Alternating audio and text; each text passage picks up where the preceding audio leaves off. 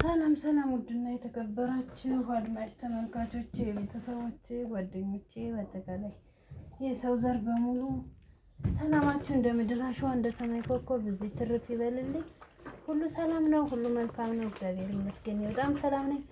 ከኔ ያለው ሰላም ከእናንተ ነው። ሰላማችሁ በዚህ ትርፍ ይበልልኝ እያልኩ እንግዲህ ቪዲዮ ላይክ እና ሼር ሰብስክራይብ እያደረጋችሁ ቤተሰብ ይሁኑ።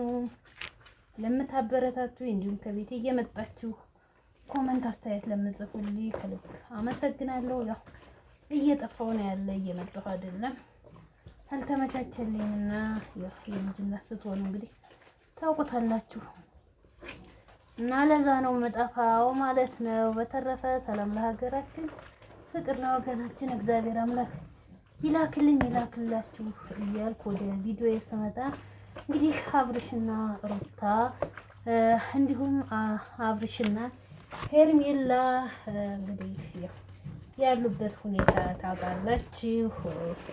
ትናንትናም እንግዲህ ኤፍሬምም የአብርሽ ወንድሜን እፈልጋለሁ አስፈችልኝ እያለ እንደ መዛትም እንደ መቆጣትም እያደረገ ነው ያለ።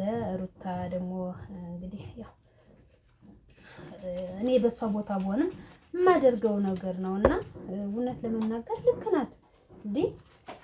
ከእርግዝና ጀምሮ እስከ መውለድ ድረስ እንግዲህ አስባችሁታል። ይሄን ሁሉ ችግር እያስተናገደች ትገኛለች። አሁን ደግሞ አሳስረዋለች።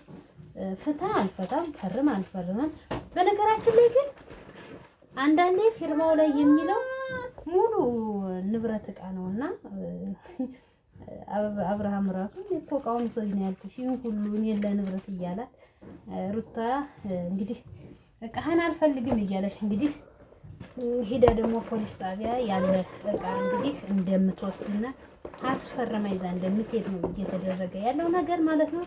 ሆነም ቀረም እንግዲህ አብርሽ ከስተቱ ካልተማረ ያው ንብረት በጋራ ነውና እንግዲህ ንብረታቸውን ተካፍለው ልጃቸው ማሳደጊያ ይሆናል ማለት ነው። እዚህ ላይ ግን እውነት ለመናገር ሄርሜላ ስነ ስርዓት ብትይዝ እንደኔ መልካም ነው። አንደኛ የወለደን ወንድ እስከዚህም ድረስ ጋጠወጥነት ድርጊት እስከዚህ ድረስ ባታደርግ መልካም ነው። ምን አለ መሰላችሁ ነግበን የሚባል ነገር አለና ነገስ እንዴ ያንቺ ህይወትስ እንደዚህ ቢያደርግሽስ? የአንዷ ሴት መታብርሽን እወደዋለሁ። በነገራችን ላይ ሴት ልጅም ሆነ ወንድ ልጅ ንብረት ካለው ሰው ላይ ነው የሚንጠለጠል። በእውነት ነው የምላችሁ። ፈመስ ከሆነ ሰው ላይ ጠልጠል ነው። አብርሽ ደግሞ እንግዲህ ሩታ ስትመጣ ያው ሁላችሁም በዚህ ሁሉ እድገት ያገኛል በሩታ ላይ ነውና ፈመስ ሆኖ አሁን እሷ መታ ደግሞ መጀመሪያ በጓደኝነት ብላ ከዛ ወደ ፍቅር ብላለች። እንግዲህ ነገስ አንዷ ሴት መታ ደግሞ እንደዚህ አቤት ውርዴት! ኧረ ተይ! ኧረ ሄርሜላ የምትባይ ሴትዮ ተይ! በእውነት አንዳንዴ ወደ ራሳችን እንሳብበት።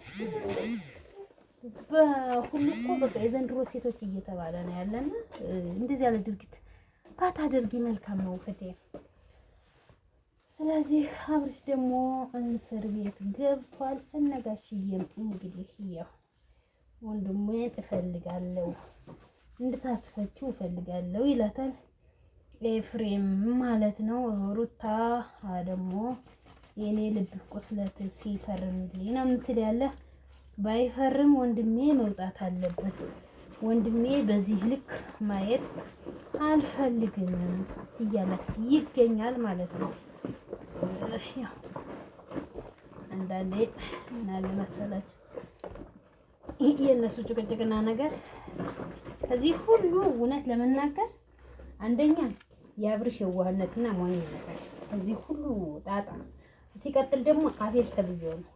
አቤል ነው ከዚህ ሁሉ ጣጣ እያገባ አንደኛችን ልጅ ያመጣት አቤል ነው። ሲቀጥል ደግሞ እንዴት ወልዶ ፍቅሯን ተቀበላት ምን ማለት ነው? እንዴ አንድ ልብ እየሰበሩ ለአንድ ልብ ደስታ ማለት እኔ ራሱ እውነት ለመናገር ሄርሜላ ራሱ ፍቅር ይዟል ስትል ራሱ በሷ ራሱ በጣም ነው ያሰብኩት እና የማይደረግ ነገር እንግዲህ ያው ድርጊት እየተካሄደ ይገኛል ማለት ነው። ስለዚህ አብርሽም እንግዲህ ያው ወደ መፋታቱ እየደረሰ ነው።